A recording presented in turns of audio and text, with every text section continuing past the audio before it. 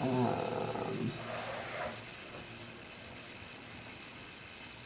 I did tell you about my baptism at St. Vincent Ferrer when I was 4 days old in the middle of a blizzard. And everybody was horrified to take a newborn out. And Aunt Leah, who was my godmother, was just petrified, showing me she'd never had and never did have any children. And I think Tom McDermott was my godfather, but I didn't ever really know him. So, what about, I mean, there's so many gazillion things I can think of. What else? But the thing is that I think what happened, was that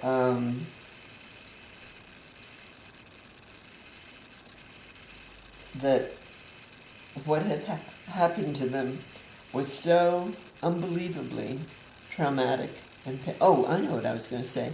That I'm just going to turn some light on here. It's getting a little darkish.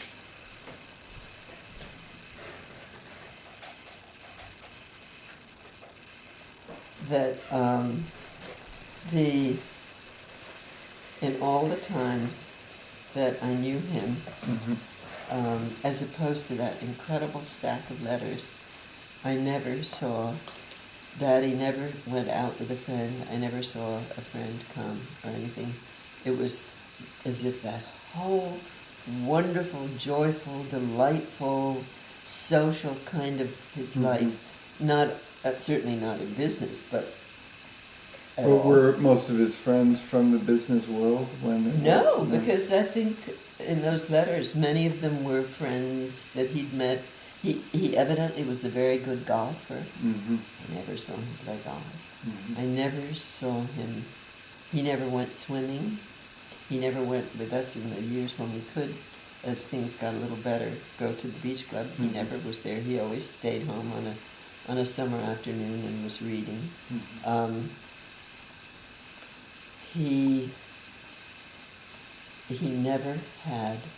Well, the only time I know of anything happening with friends was when we were still living at the old house before it got taken away from them.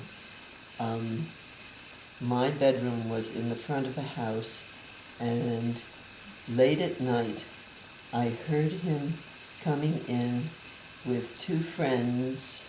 I guess they'd been in New York, and they were on either side of him, and he was laughing and being very joyful. He was obviously drunk. He never touched a drop of alcohol after that night, ever. And that had to have been before I was 10 years old. But I do remember looking at him being a little, I mean, it was perfectly good-humored. Right, yeah. But it was such a shame. And he was so mortified to have done that in front of Mother and everything. It was probably, the only time he'd been out after this terrible series of years in his life. And he just had too much to drink. And, but he never, ever, in the entire time I knew him, ever touched a drop of alcohol. But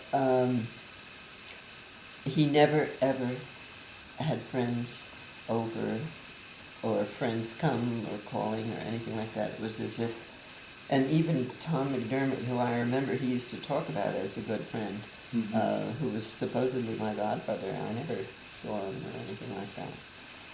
So from being this very open and social person that I never knew, he was just this quiet, sweet, gentle, quiet man. And my mother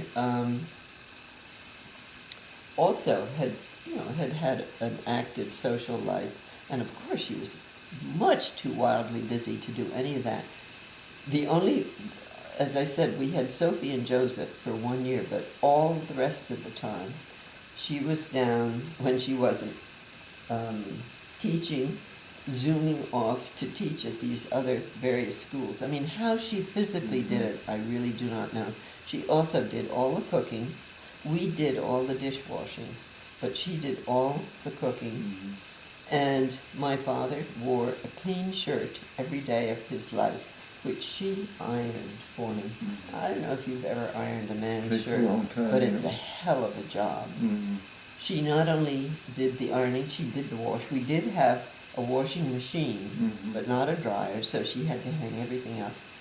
I never went to sleep without an ironed sheet on the bed sheet. Ironed the sheets. We didn't have a mangle or anything like that. This I all remember from the basement, that dreary basement laundry room in the Robinson house. And she did all of that at the same time. So when she started tippling, which somehow or other, it just changed her personality. What's tippling? Drinking. Okay, yeah.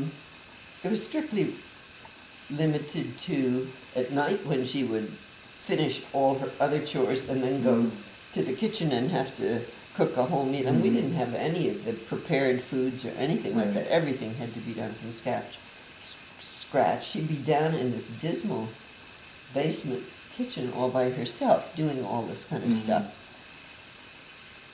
I can't think of anything that why she shouldn't have been sipping. And it wasn't that she ever got drunk. I never ever saw her drunk. But it just changed her personality enough. It must have eased some of the pain, but it just killed me. I simply couldn't stand it. And I could walk into a room and know that she'd had a drink, even before she'd opened her mouth. And it was very strange, but it was a terrible thing for our relationship, which had been Did she get angry or yell or things like that? Or? No. But she just wasn't the person that she was when she hadn't had alcohol. And it wasn't wine. It was because in those days, Americans really didn't drink wine, except very fancy ones. And wine really came long, long after that. But it just upset me so. And I was so mean and so ununderstanding and unforgiving of her. We would sit, for years we sat and ate at the table in the kitchen, which looked out on the back lawn, and I just remember being so sullen and so nasty all through high school, and even when I would come home from college. And she still had the school going on while you were No, at the high school, after I left, it seemed to quiet down. She still did,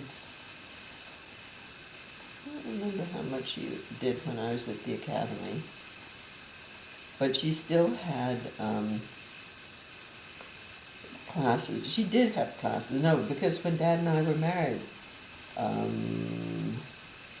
remember getting wedding presents from some of the parents of some of her teachers, of some of the children that she taught. So she did carry on the school for a bit, but it wasn't like it was when I was there. You're about to go sound asleep because I'm so bored. No, I'm not at telling all. you such boring things. No, not at all. Sorry. Your eyes are drooping. We should take a break. Would you like a cup of tea or something?